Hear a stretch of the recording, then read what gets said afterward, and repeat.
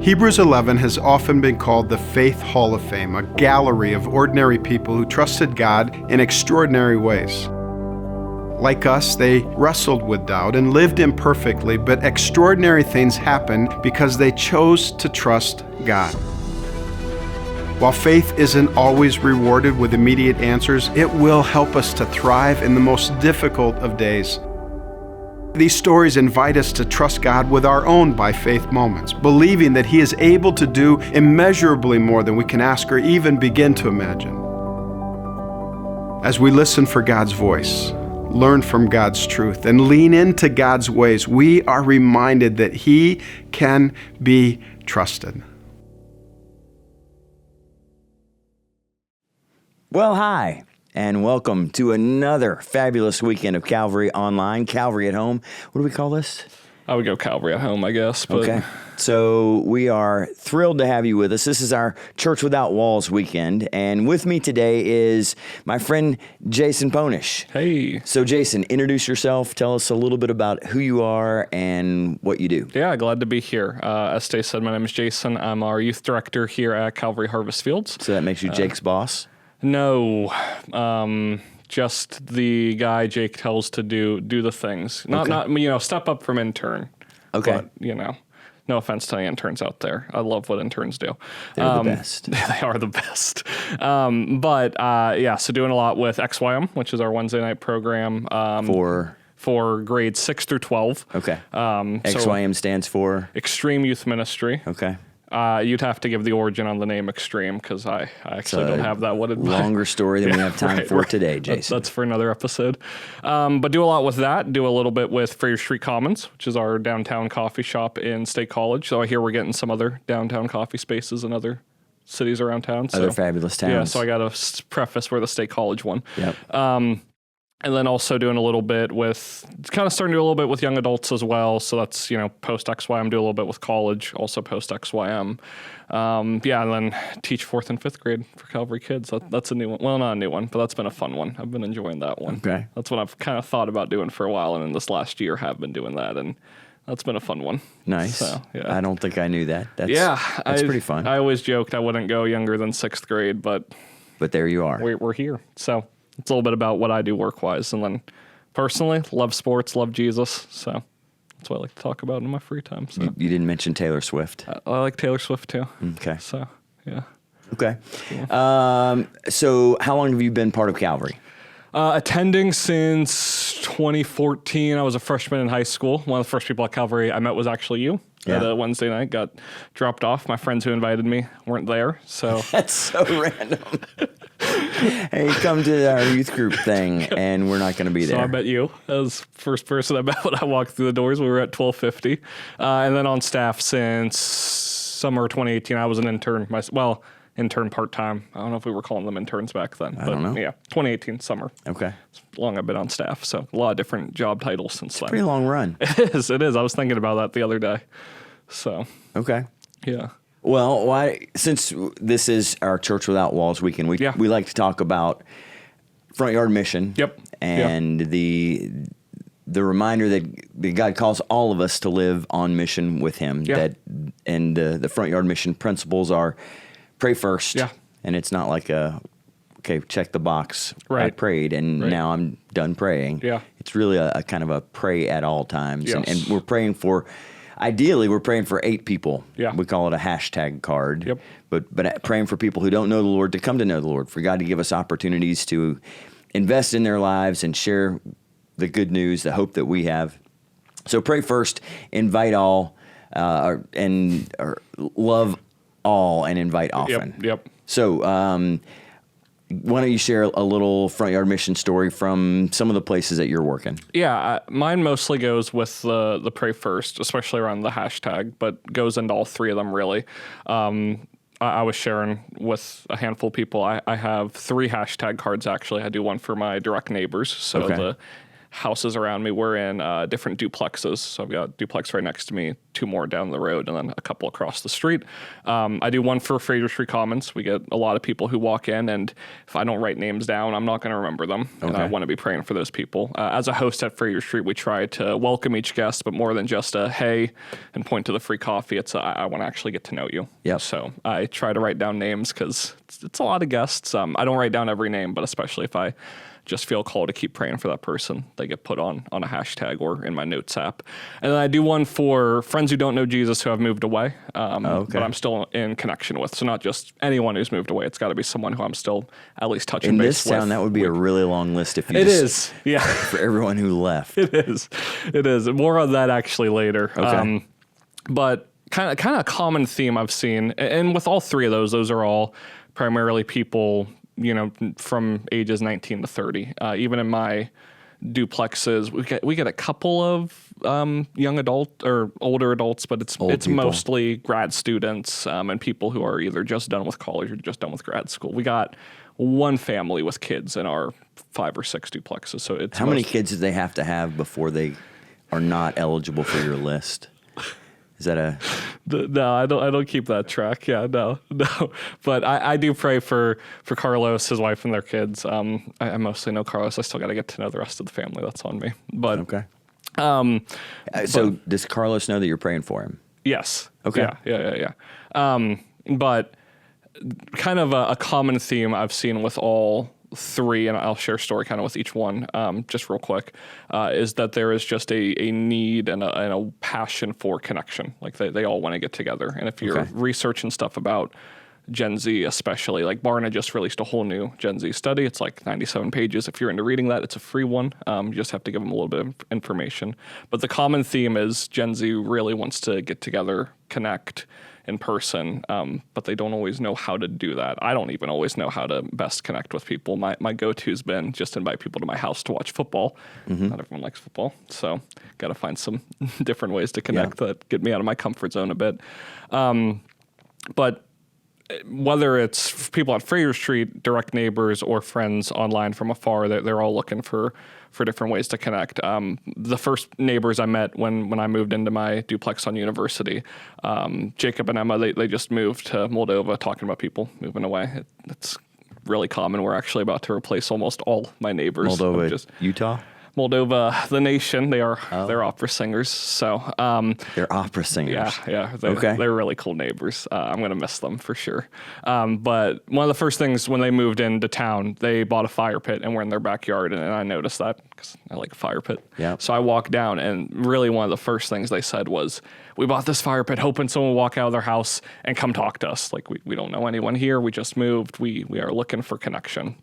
And they were constant neighbors who, whether it was movie nights, game nights, people over for dinner, they were the people who it was easy to partner with to do stuff. Got to share a lot of my story with them, got to hear a lot of their story, got to share Jesus with them a bit, and continuing to pray for them as they head off to next chapter of their life. But that was a big breakthrough in my friend year mission was having that neighbor who wanted to do stuff. In past apartments, that's been a trickier thing. A lot of people who just weren't really wanting to do stuff, but Jacob and Emma were pretty key parts in getting stuff rolling on University for us. At Fraser Street, often, like I said, when we meet someone, we obviously tell them about the free coffee, but often I'll ask, like, what brought you to come in? Like, was it just the free coffee or was it something else? And a lot of times you'll hear people say a friend invited them, or it just looked like a peaceful space, or they heard the hosts were really nice, and they just wanted to come. And is that real? They're not thinking of me, probably. They're probably thinking of Becky or Garrett when they hear the nice hosts. So shout out to Becky Martin, Garrett White especially. No. They heard that I was going to be here, so they... Right. If they heard it was me, maybe they wouldn't have came that day. But we do have some stellar hosts. I mentioned 2 of them, but the whole Fraser Street team, they're awesome people. Okay. But even like whether it's students who just moved into town, we get a lot of international students, especially in the summer, international students who don't really know anyone, and they're looking to connect. They're looking for a familiar face. I mean, the amount of people, especially international students, you'll see walk in and their face will light up when it's a host they know and they've talked to, or they see a friend who they've met at Fraser Street. Like it's really becoming a key place for connection, and we're seeing a lot of fruit from that, especially with people from various ministries and churches coming and meeting people, and we're seeing, different Bible studies start to happen and discipleship happen in that space too, which has been real cool. So, that is great. yeah. So there's another just big need for connection. And then even with my online friends, like I said, a lot of them have moved away, and we do connect online. I'm not, online connection's not my favorite. I'm much more the in-person guy. Okay. But a common thing I'll hear a lot of them say is like, man, I've moved to this new town. I don't know anyone. I need to meet people. And that's where, like, if there was a challenge from this video as a member of Gen Z that I'd give to anyone listening, like the Gen Z people in your neighborhood, if you have them in your community, they are hungry to meet people. They might just not know how to start. Some of them might buy a fire pit, throw it in the backyard, and be good to go. Yeah. Not all of them are like that. Not everyone is a starter. Not everyone is. And sometimes they just need that person, someone who is passionate about their front yard mission, someone who's passionate about Jesus, to go in and make that first step.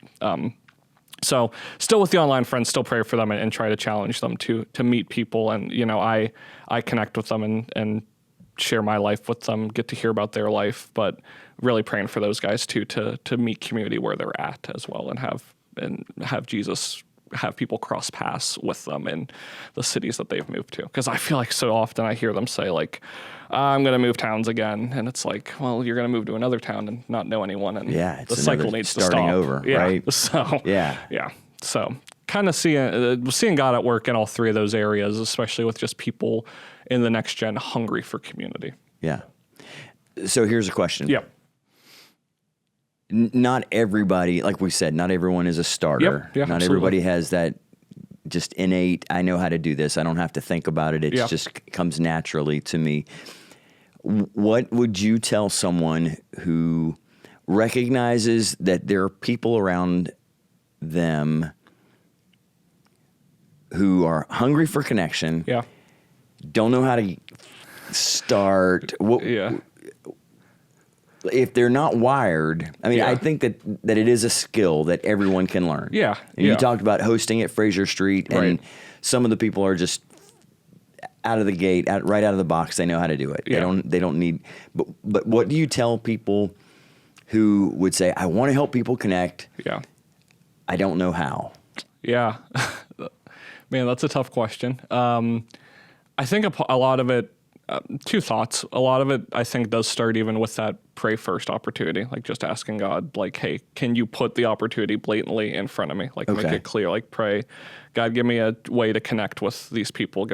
Put the people in my life, in my face, if that's what it takes for me to connect with those people. But also, like, and this goes back to one of our sayings of embracing the awkward. And I know the answer might sound like just do something, but another story of encouragement. We have two young adult groups I know of that I've started recently at Calvary. Sean Roble started one, and they went from like just starting a group saying, hey, we're going to get together and we're going to read the Bible. That's the purpose of the group at its start. They went from 5 people to 15 to last time I talked to them, they have like 30 people coming. So just starting anything. Braden Ewing over in Tyrone, he started something similar, just a group getting together for Bible and fellowship, and they went from like 5 people to 10 people to now he's up to like 24 people. So I don't want to answer the question with saying just start something, but like... But you're going to anyway. I might, like whatever it is for you, and even if it's, hey, I'm going to be sitting in the backyard looking out, praying for people. And if someone passes by, I'm going to say, hi, how are you? I'm your neighbor. Can we get to... Or if it's open invite on my neighborhood, coffee at this time, or we're watching the Penn State game this weekend, maybe the first time no one shows up. That's happened to me when I even print invite cards and hand them out to the neighbors, and I've had no one show up. Really? Yeah. And there's been times we've had half the block show up to watch it. Depends if we're playing Ohio State or if we're playing... I don't want to insult any schools, but you know what I mean. Well, some schools deserve to be insulted, Jason. That's fair. Not all schools are created equal. That's fair. So yeah, I hate to answer it with a just do something, but at some point, I guess you just do need to do something. Well, I mean, I do think that being willing to take initiative is a big piece of it. Yeah. I have a friend who was talking about his approach Yeah. to this, and he said, I started praying the Bob prayer. Okay. It's like the Bob prayer. Yeah, give me that one. Said Bob Ross, Bob Villa. What? Right. He said, well, it's praying for a burden. Okay. and asking God to give me eyes to see people the way that he sees people, because there are people that we see every day that who are looking for connection, don't know the Lord, and if we don't do something, if we don't move in their direction, how are they going to hear? Yeah, right. But then he said the O stands for opportunity. Yeah. So not every person that you meet you can create opportunities just by being that guy who is, hey, thanks for coming in. You want to talk about Jesus? Yeah, right. That's, right. I mean, maybe that, if you're the evangelist, maybe that works. It could, yeah.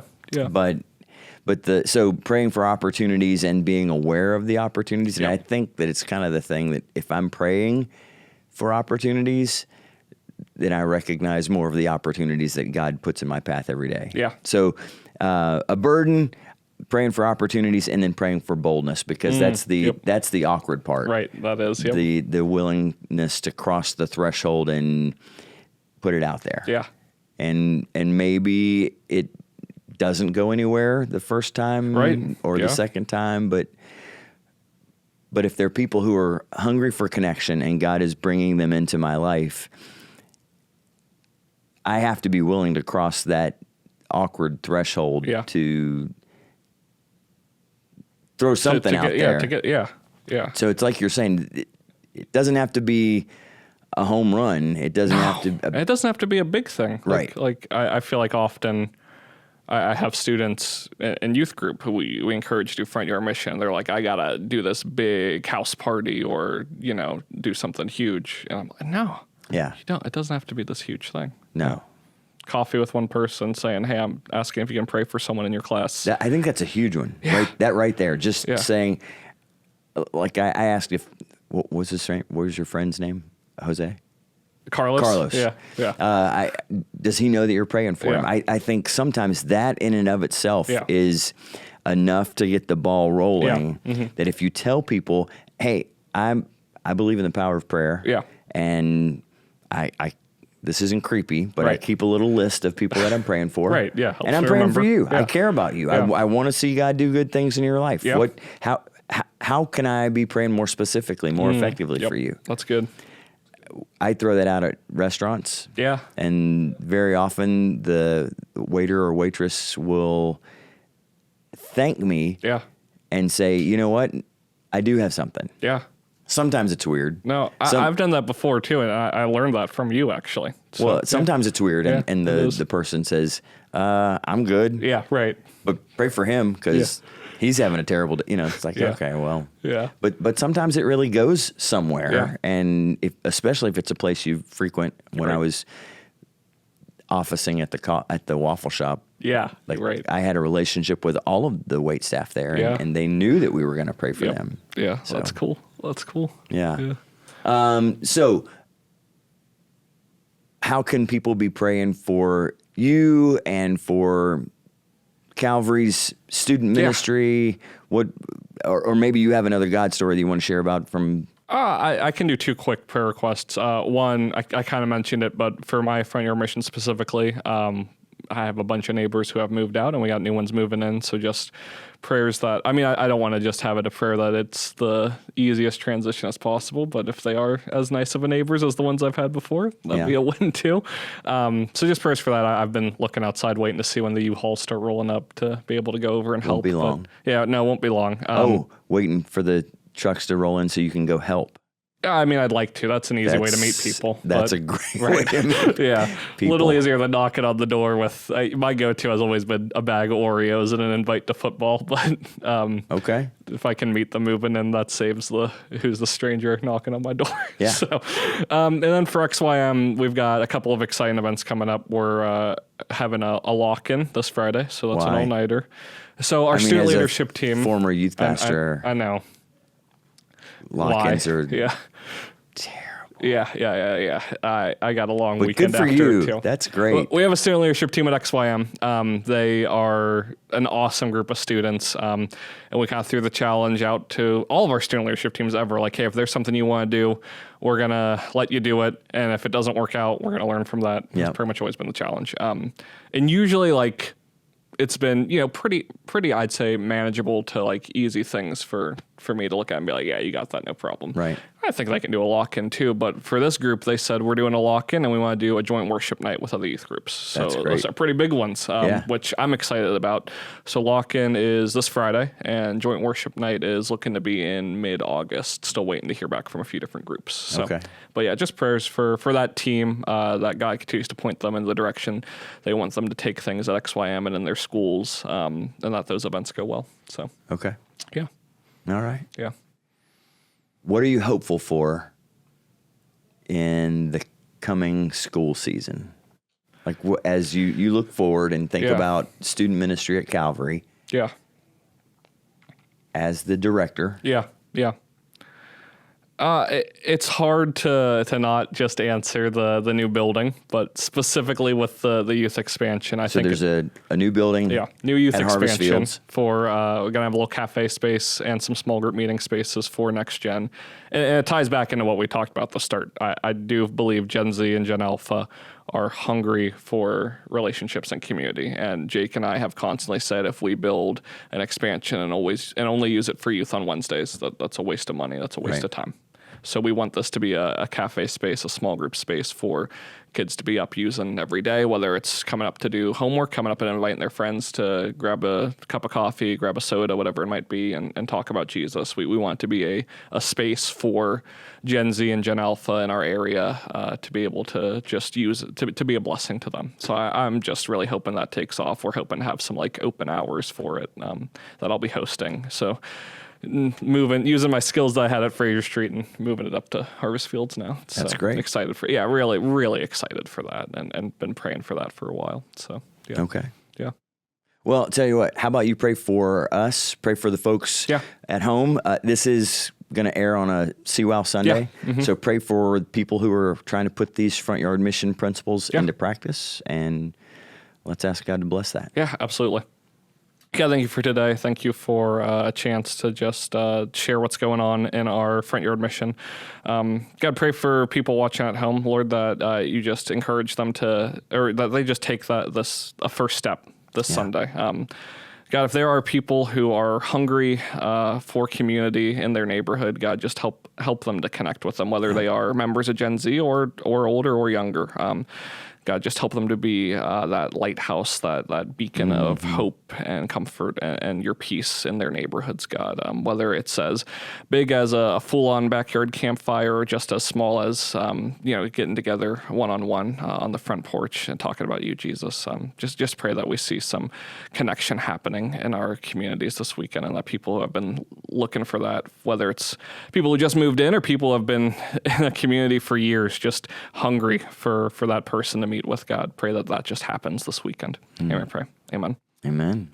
Thanks, Jason. Yeah, thanks for having me. Yeah.